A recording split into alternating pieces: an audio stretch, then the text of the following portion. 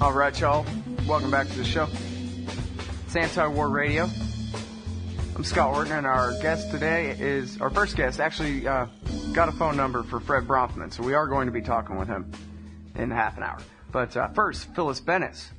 She is a fellow of the Institute for Policy Studies in Washington and the Transnational Institute in Amsterdam. Her books include Understanding the Palestinian-Israeli Conflict and Challenging Empire, and also Ending the U.S. War in Afghanistan, a primer.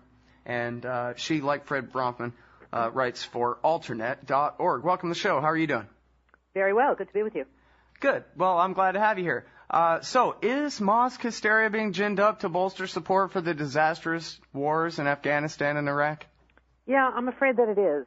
I think that part of the reason that this campaign, this crusade, if you will, has taken off the way it has is precisely because over the last several years, the fear factor that was so much part of the driving force behind the public support that did exist for the wars in Afghanistan and Iraq has been diminishing. And as the fear diminished, support for the wars diminished.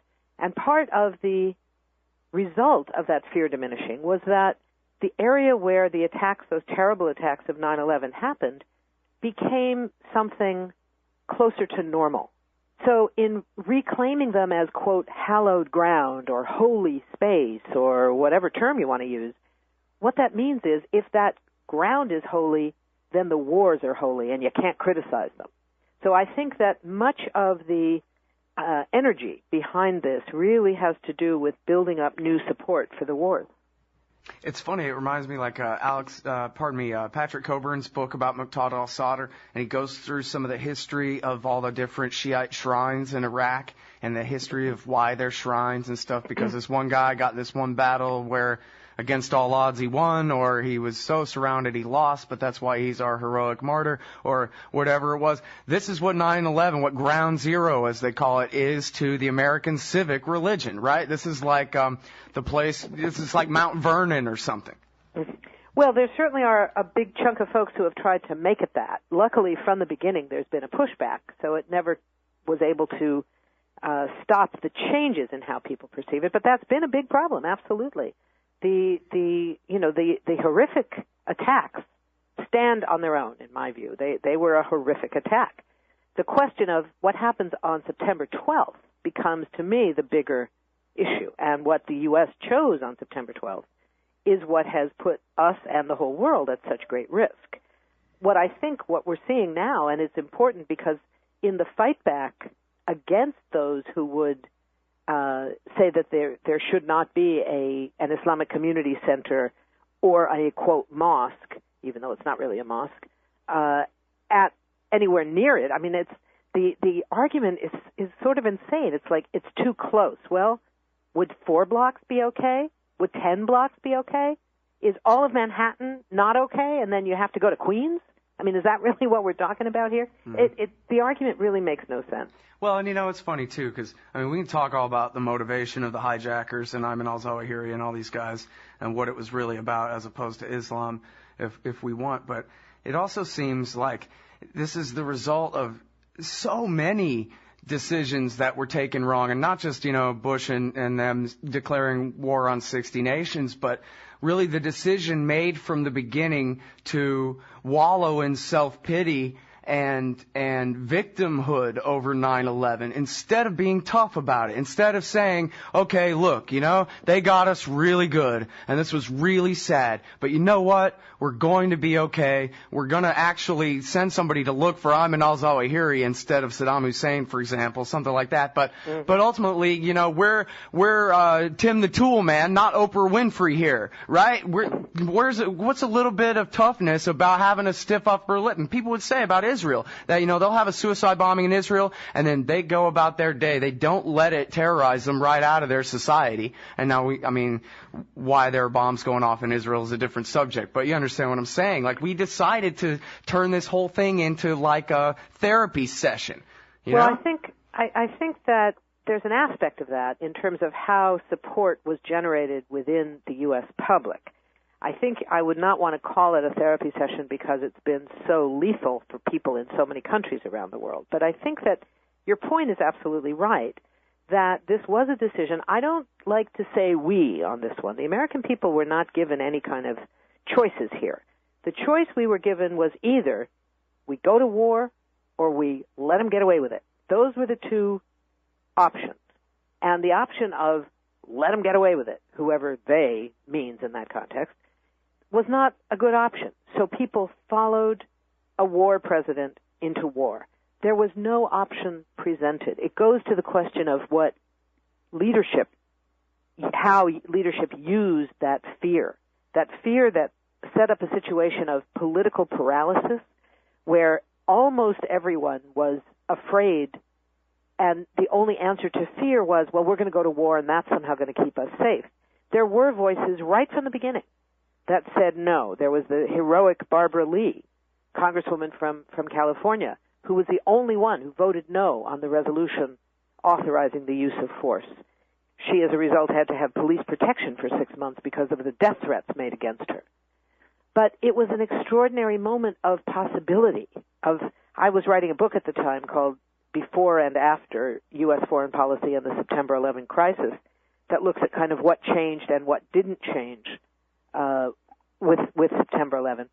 And one of the things I got to do in that book was write the speech that George Bush should have written the night of the attacks, where he would have, after finishing reading My Pet Goat to the children and ordering his pilot to get down on the ground for God's sakes and let me speak to the American people and stop just driving around up here because you're afraid that something's going to happen to the plane or something, take some real leadership, he could have said, this is a horrific attack, and we are going to find who was ever responsible and bring them to justice. And to do that, we know now that we need international cooperation, that we need institutions like the International Criminal Court, that we need to empower it with the ability to find defendants and bring them to justice. It's why we need the United Nations. It's why we need to work with other countries. Instead, what we heard was, we're going to war.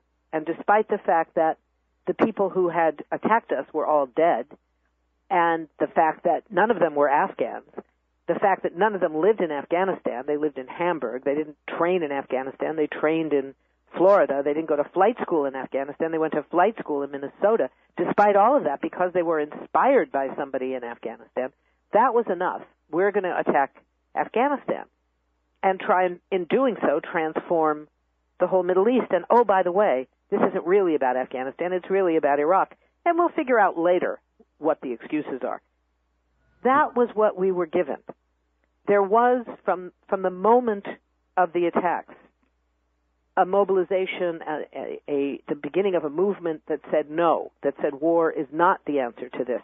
The organization that was crafted within days, called September 11 Families for Peaceful Tomorrows, made up of people whose loved ones had been killed in the attacks, mainly in the Trade Center, a few at the Pentagon.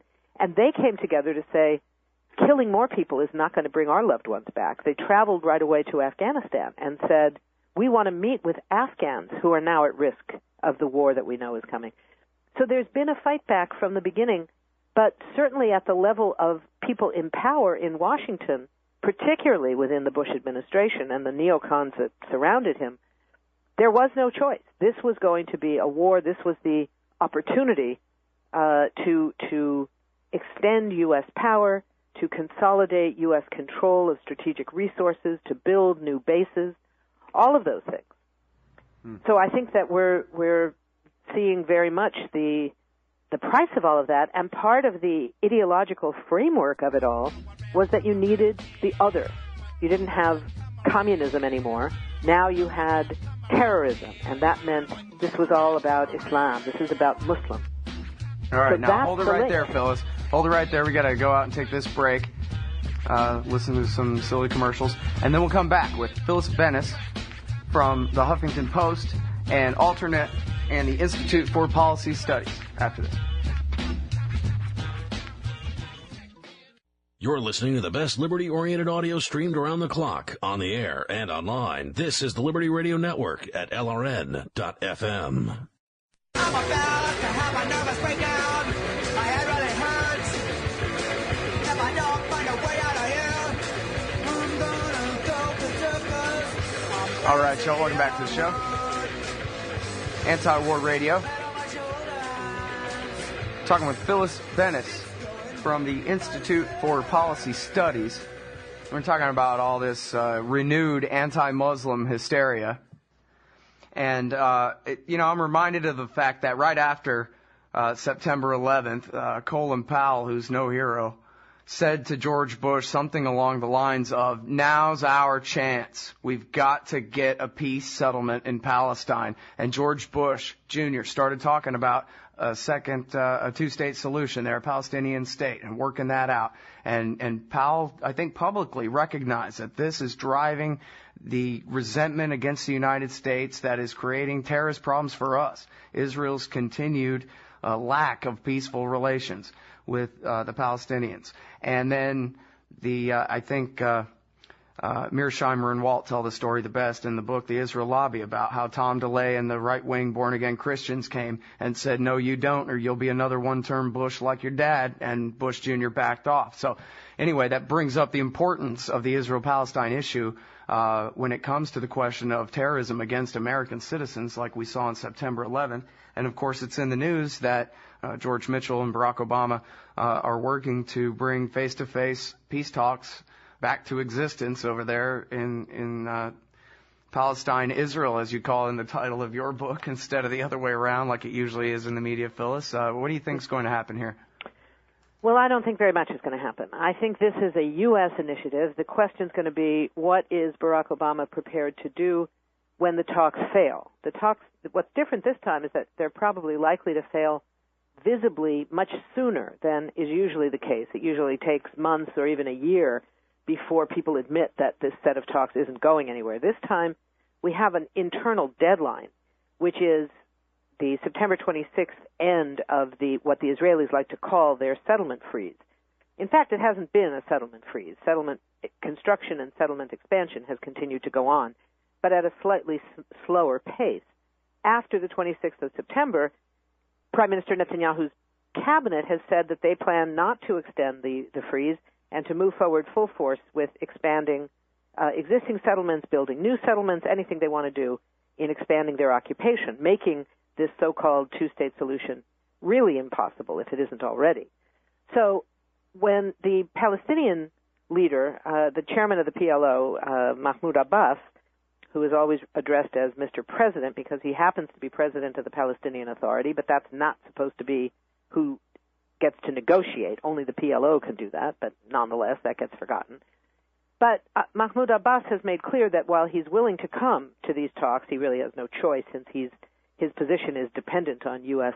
funding and U.S. support, that he will not continue the talks after the 26th if the Israelis continue their settlement building. So what the Obama administration has done has been to send longtime Israel supporter and U.S. diplomat in charge of Israel issues, Dennis Ross, to Israel over the last few days to try and figure out some wiggle room.